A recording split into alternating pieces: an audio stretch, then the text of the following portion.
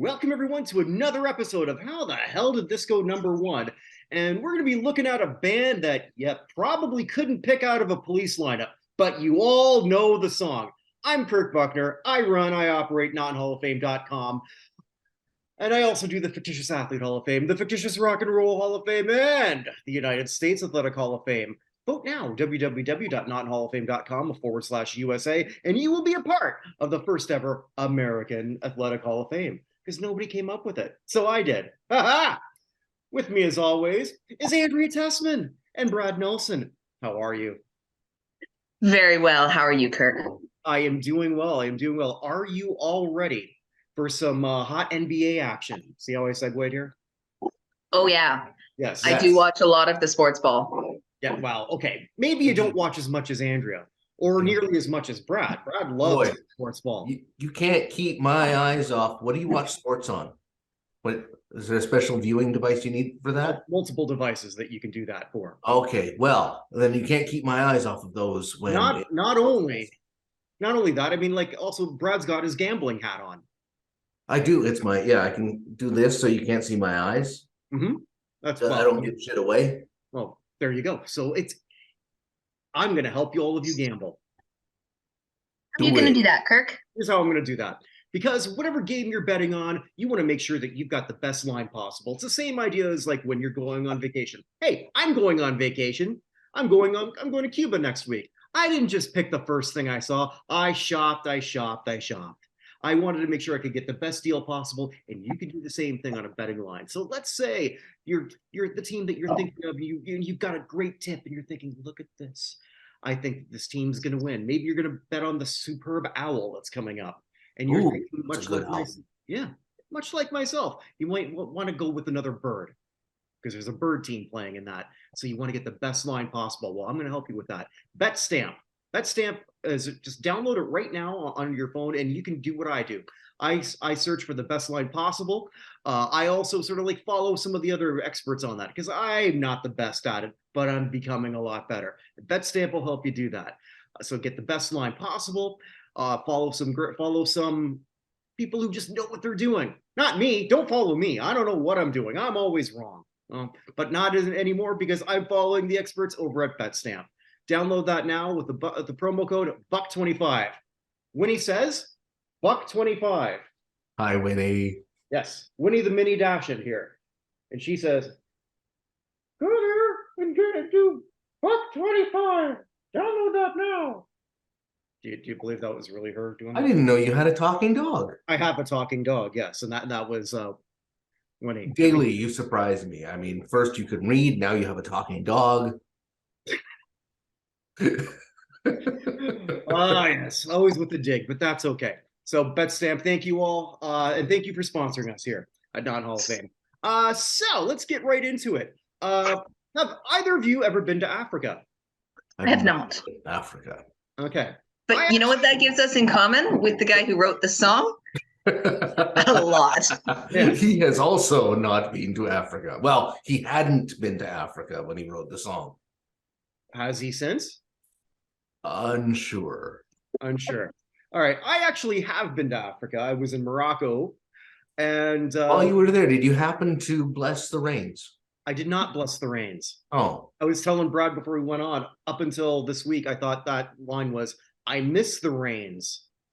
Commonly misheard lyric. Mm-hmm. That makes more sense to me. I do bless rain. But just like the misheard lyric from, I believe it was CCR, there's a bathroom on the right. Mm-hmm. I never heard that one before, so I almost did a spit take. Well, but there's smooth talking Walter, firefighter guy. Excuse me while I kiss this guy. Hey, you do you, Kirk. Mm-hmm. Well, it's 2023. That's okay. All right. So back to Toto. Back to Toto. No, I'm going to tell you actually something here that's true. This song reminds me a bit of my dad. Aww. Well, here's why. He also dreamed of Africa. Right before I was born, he moved there. Oh. Yeah. So in a country now known as Zimbabwe, but then Rhodesia, he sold what he had, took my mom and my older brother, and off they went. thinking that he was going to become a car, he was going to get his car painting business off the ground there. Except there's one problem there. Yes, because he read that, and actually there's still this article here from the Burlington Post where they interviewed my parents there, and there's a picture of my brother holding a Rhodesian dollar, and but yeah, he at that time the city, now Harare, but then Salisbury, had the most car accidents per capita. Oh, Yeah. Here's one interesting thing though. Just because they crash a lot doesn't mean they necessarily fix it. So he never did become a car paint or own a car painting shop there.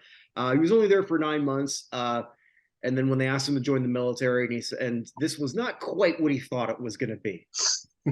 Actually, none of that. And a month later, I was born. huh. So useless fact. Yes. So Very cool. Yes, perhaps that is why I'm commonly referred to as a blue-eyed soul brother. Yes. I don't think you're ever referred to as a blue-eyed soul brother, Kirk. You know, if I had $1 for every time that somebody said, "Hey, Kirk, that blue-eyed soul brother," I'd be as broke as I am now.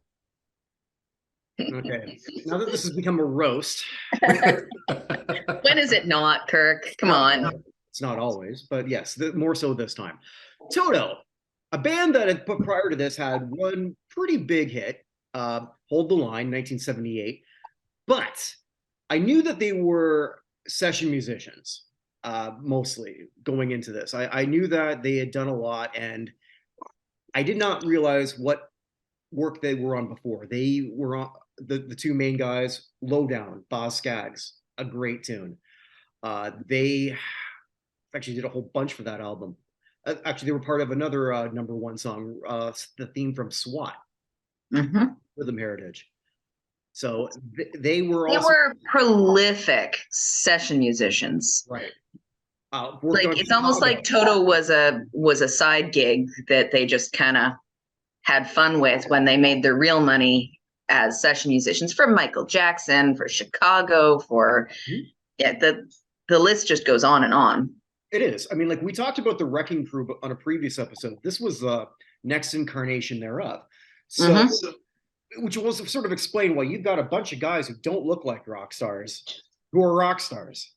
They just look like 70s hippies. Like you were saying in the intro, you can't ID these guys out of a lineup. No.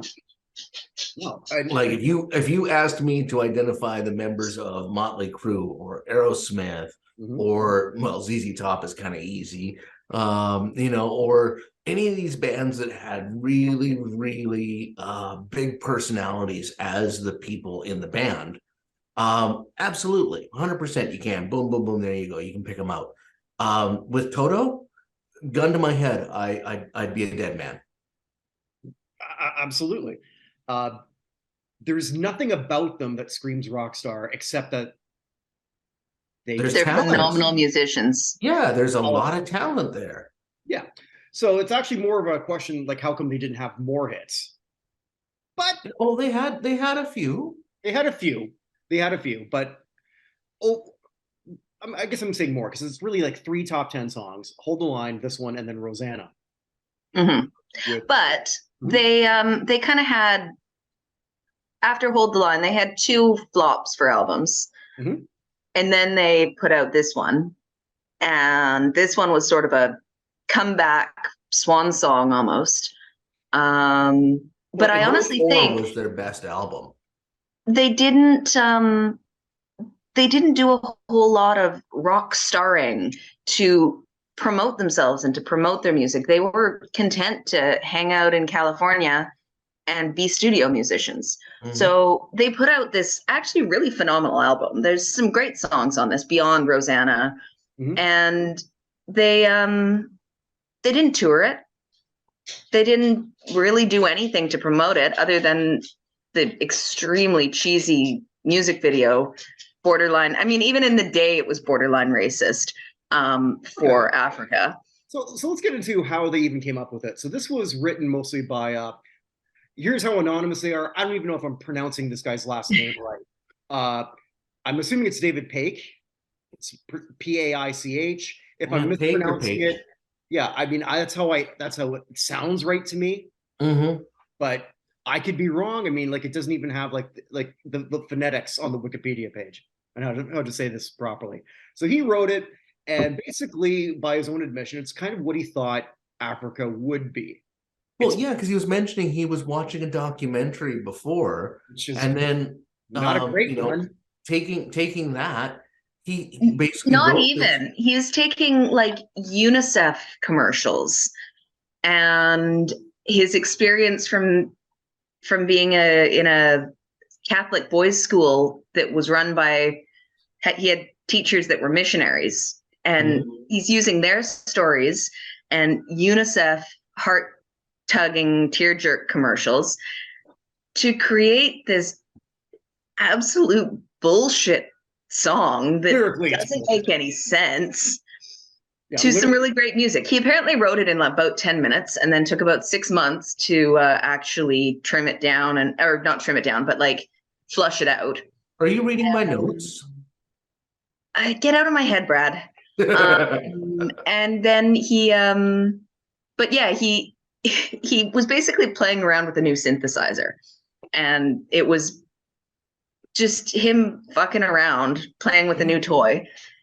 And he was even saying that the quote, I sang the chorus out as you hear it. It was like God channeling it. I thought, I'm talented, but I'm not that talented. Something just happened here. He's just noodling. He got his hand on a new keyboard, and he's noodling, and he comes up with this. Which I think is the biggest thing. It's the biggest hook. It's right there. Dun dun dun dun dun dun dun dun. Ding it, ding it. Which we're in the new wave era. This isn't new wave, but it's not that. It's a distant cousin that can work. Yeah, it's not disco synth, but it's not new wave synth. It's somewhere in between. It is a bit dreamy. So it does play well to that year. And even though, all right, so let's look at I think that if you take that out, that this is not a hit at all. I think the keyboard work is what makes this song. Yep. Honestly, I'm actually really interested to see that they had Timothy B. Schmidt, yes, from the Eagles, as you know, he stood in on this one, played the 12 string, and pretty impressed because there's not a lick of the DNA of this song that has any Eagles on it. So we want to look at the lyrics here, because the lyrics, again, it's about as nonsensical as it kind of gets. The geography might be a little wrong. Well, the geography is a lot wrong. I mean, he got the continent right. That's about it. And some of the things on the continent, yeah. All right. But you can't see Kilimanjaro from the Serengeti. No, you cannot see that. It doesn't rise above the Serengeti? No. Oh. I was really hoping to find a William Shatner rendition of this song, but I could not. Just as Kilimanjaro rises above the Serengeti. Okay, so it even starts off. Again, none of this it's all nonsense. I hear the drums echoing tonight, but she hears only whispers of some quiet conversation. She's coming in 12:30 flight. The moonlit wings reflect the stars that guide towards salvation. I stopped an old man along the way, hoping to find some old forgotten words or ancient melodies. He turned to me and say, "Hurry, boy, it's waiting there for you." What's waiting? Okay, you can't just, he turned to me as if to say, "Hurry, boy, she's waiting there for you." Come on, it's waiting there for you. I think it's the chick waiting at the airport because he's late for that 12:30 flight. Because he stopped to talk to an old dude. Yeah. The flight is waiting for him, maybe. I don't know, because you wouldn't refer to a woman as an it. No, he says she. Hurry, boy, she's waiting there for you. Hurry, boy, it's waiting there for you. I think you're wrong. Okay. So that's what it starts off with. I think it changes to she, but I'm just going by what I'm reading here. So yeah, it changes to she in the second refrain of that. Okay. It's gonna take a lot to drag me away from you. There's nothing that 100 men or more could ever do. And this is one line I got wrong up until this week.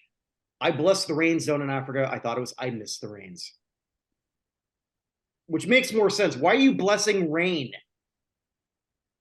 So when the other bandmates heard this, they panned it. Right. They did not like it. What was it? It was panned as dumb as an experiment, quote unquote, an experiment from Porcaro and Lukather. They were more interested in polishing up Rosanna, getting it ready for Toto 4, which again, best Toto album ever. Toto 4 was their magnum opus, and or was it Toto Intravenous? I'm not sure. Well, I think it was just titled 4. Oh, okay. It was just titled 4. IV was, I thought it was Intravenous. Yeah. Come on, catch up, Andrea. There you go. Give it. Oh, it's just about, the coin's gonna drop. You can see it. Oh, and she's unimpressed. There we go. Why do I hang out with you assholes? Because you are an asshole too. I'm an asshole. Checks out. So Lukather actually had gone on record saying, I thought it was the worst song on the album. It didn't fit. The lyrics made no sense. And I swore that if it was a hit record, I'd run naked down Hollywood Boulevard. That's how good I am at picking singles. Well, it wasn't originally going to be a single. It was something that they played around with, and it was sort of a last minute addition. I think it was. They weren't even going to put it on the album. Oh yeah, Pate was going to release it as a solo project. Yeah, they weren't going to put it on the album because they just needed some filler, so they stuck it in at the end. Now, here's where there's some internet theories going on with the next part. The wild dogs cry out in the night as they grow restless, longing for some solitary company. I know that I must do what's right, as sure as, again, the geography is wrong, as sure as Kilimanjaro rises from Olympus above the Serengeti. All right. I seek to cure what's deep inside, frightened of this thing that I've become. Thing that I've become. Now, here's the internet theory that came through this. This is a werewolf. Yes. I was going to read that whole Twitter thread. All right, Andrew, do it then. Oh, I was just being a smartass. That's a thing. No. So it's in Toto's Africa. Why is the speaker in Africa in the first place? Answer: he is hoping to find some lost, forgotten words or ancient melodies. He's a student of the occult. Why has the singer of Toto's Africa gone to Africa, leaving his love in order to hunt up obscure folklore? He tells you, I seek to cure what's deep inside. I'm frightened of this thing that I've become. I.e., he is a goddamn werewolf. Wild dogs cry out in the night as they grow restless, longing for some solitary company. Those aren't dogs. Why does he bless the rains down in Africa? Because the cloud cover blocks the moon. TLDR, Toto's Africa is about a lovesick werewolf in Africa seeking out ancient lore to find a cure for his unfortunate condition. Nice. There's also some other comments that aren't on this specific one about the hearing drums and whispers in the night as a sign of a hunting party. Yeah, so this is a full-on internet theory that honestly almost makes more sense than the lyrics themselves. He was actually on record as saying that the frightened of this thing that I'd become was because he was becoming too engulfed in making music and writing lyrics and noodling on the piano and what have you, and he was neglecting the rest of his life. And so he was the frightened of this thing that I've become. He said he pulled from his real life because he was concerned that he was getting too deeply focused on his work. Okay, I missed that part. But I love how you picked up the whole werewolf thing without that. That was awesome. I came across that randomly a few weeks ago somehow, and then when whoever it was that said Toto, I was like, I got that in my back pocket. I can pull out. Yeah. Nice. So let's look at the video here. Yeah. Visually, again, we have to put this in a 1983 eye. Mm-hmm. It's visually good for 1983. Okay, but the facial expressions on the everybody in this video are garbage. The people acting in this, these aren't even like off-brand soda actors. I have also never seen a bass player hug a bass guitar so tight.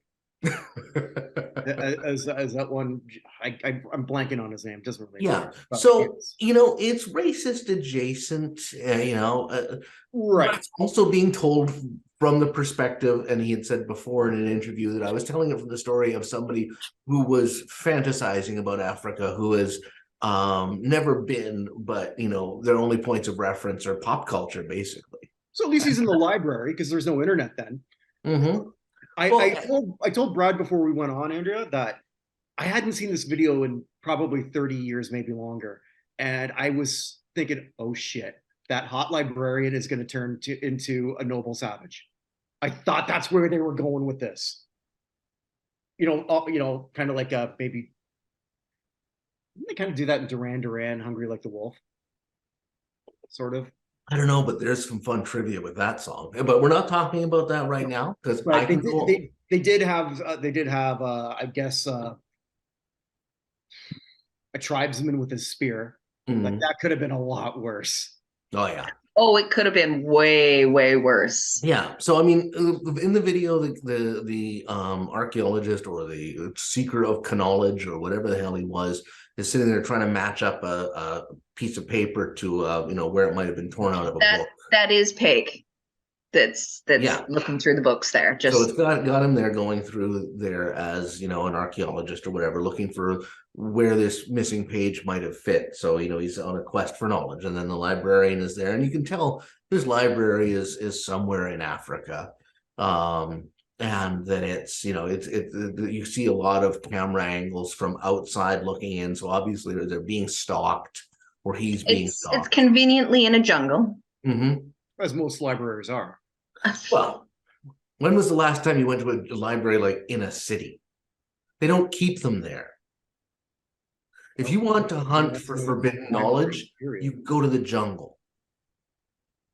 I went to the jungle once. That's where I had fun and games. Had everything they wanted. Were you welcomed though? Yeah, I was, but then it brought me to my knees. Oh, okay. Well, it'll happen. I mean, they're gonna make you bleed. That's true. Also, too, when I was in the jungle, I saw the lion who was sleeping tonight. Oh, wee wee. Andrea, you have one job.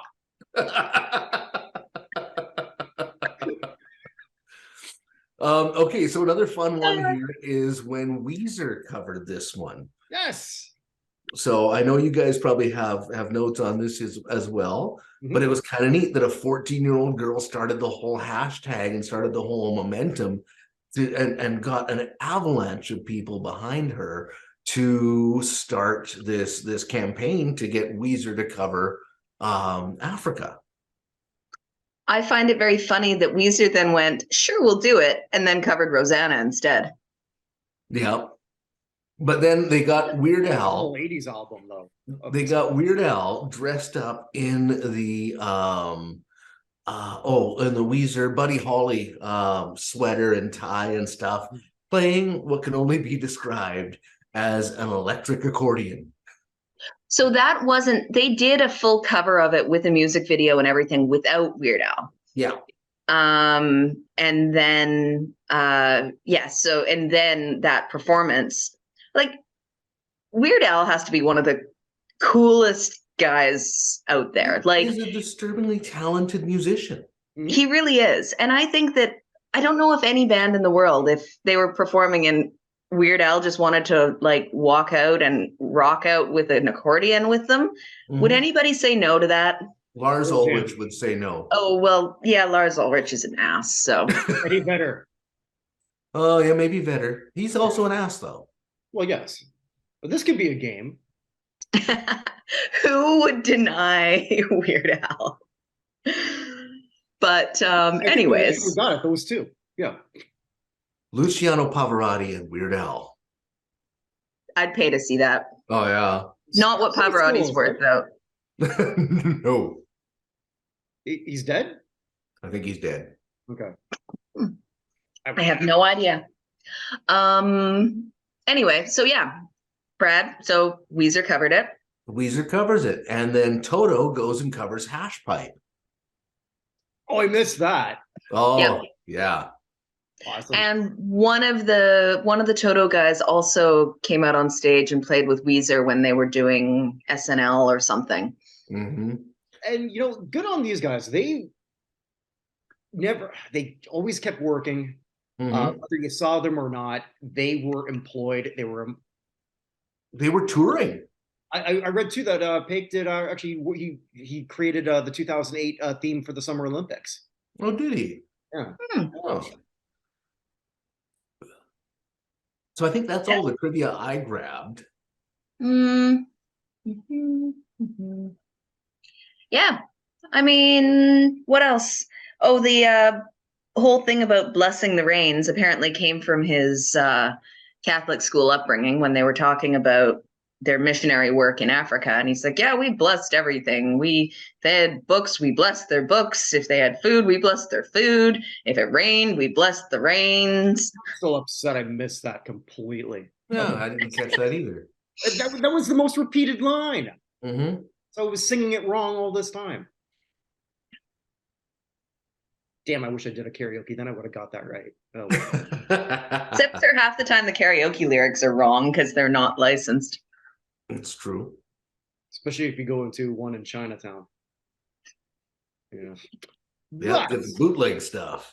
There you go. So with that, we'll be off next week because I'm going to do my Valentine's Day in Havana. Yeah. You're going to go to the brown Copa? chicken, brown cow. Yeah, well, right now at my age, it's just wow, and that's it. Interrupted baseline. Yeah. Gotta go to the Copacabana, the hottest place north of Havana. Oh shit! Right north of Havana is the Gulf. Oh, sorry. Yeah, the Copacabana was in Florida, wasn't it? I think the original Copa was, the actual Copa. I don't know if he was talking about the Copa or not, but like the actual Copa when he wrote the song. Yeah, the Copacabana. How do we not get to Barry Manilow yet? Anywho, one of you is picking for 2 weeks from now. What do you got, Brad? We're gonna go on a trip to 1982, not too far away from Toto. Mm-hmm. Releasing this one here. And we're going to take two musical powerhouses and combine them together into a lump of shit. Okay. Well, I know Dancing in the Streets with Jagger and Bowie didn't go #1, so... No, and we will not malign Bowie in any way, shape, or form. Okay. Can I guess here based on this? Yeah, I want you to guess. Michael Jackson, Paul McCartney. No, but you're close. Stevie Wonder and Paul McCartney? That's the very one. We're going to do Ebony and Ivory. Yeah, because... Hey, it spent 7 weeks at #1. One of the worst songs ever. Okay. It shouldn't have. I'm trying to figure out, I guess, the cocaine orgy of the 1980s was evident in some of the music that people went, oh, this is awesome. I don't think... All right, and I'll save that thought for later. I want to hear your thought because you're going to forget. Okay, you're right. I think that okay, it's 1980. You've got a Beatle. You've got one of the biggest legends ever. Yes. Right. I think we felt obligated to like it. I think because it name recognition and those two doing it. If it was just two people, hell, even if it was moderately famous, if it was Captain and Tennille doing this, it would have been hot garbage. Well, okay, so or how about Captain and Herb? Oh, what about Peaches and Tennille? Peaches and Tennille. What do you think, Winnie? So yeah, there we go. A little bit of Ebony, a little bit of Ivory coming up for the next one. Side by side by my piano keyboard. Oh, no. Why don't we? And Winnie is looking nonplussed. Winnie loves me. Oh, Winnie. You cut out my ovaries, you bastard. I did not. I just paid to have someone do it. You put out a hit on my reproductive system. I don't want any other wieners in my wiener. No wieners. No schnitzel in the wiener. Right. So on that note, Kirk, did you write a book? Did you write a book? I did. Chavo Guerrero Instant Classic. You can catch that on or grab that on Amazon. It makes a wonderful Easter gift. Valentine's Day. Well, that too. Shower the one you love with the words of Kirk. I got nothing. I should have something. It's going to come to me right after. But yes, I did write a book. At some point, I'm going to get the Small Wonder episode on. This crap was on national television. Nice. So I got a few things for that. Does not hold up, does it? Never held up then. Didn't hold up back then. Nope. Did not. You know what surprisingly holds up though? Dinosaurs. I'd have to rewatch that. Mm-hmm. Okay. I know. I remember thinking that looks kind of stupid at the time, but oh well. Didn't they sort of like make the dumbest end like No, this was It was an comedy. awful. This was a comedy. This was a whole way through. It was a comedy. It had a few things that would, poke fun at societal business that was going on at the time. And then the end got fucking dark. Didn't he like kill off the entire race? Pretty much. I mean, what happened to the dinosaurs? That's how it ended. Mm-hmm. That may be, but It was dark for a family. It was dark as fuck. Family comedy geared towards younger kids. Yes. What else should I promote? Oh, I'm going to be live this Thursday, but by the time this airs, this will have already happened. I'm going to be reacting to the Pro Football Hall of Fame announcement this Thursday. I know that the two of you you can't wait to hear what I've got to say about that. I will also be reacting to it. You'll be reacting to my reaction? Well, no, I'll be reacting to the whole ludicrous display. It's generally just like four guys yapping about sports. I enjoy it. I'm a hub of a very important social circle here. The Buchnerverse. Yes. And there'll be a lot more shows coming, a lot of things in the pipeline. So wherever you are, wherever you may be, stay safe, everybody. Good night.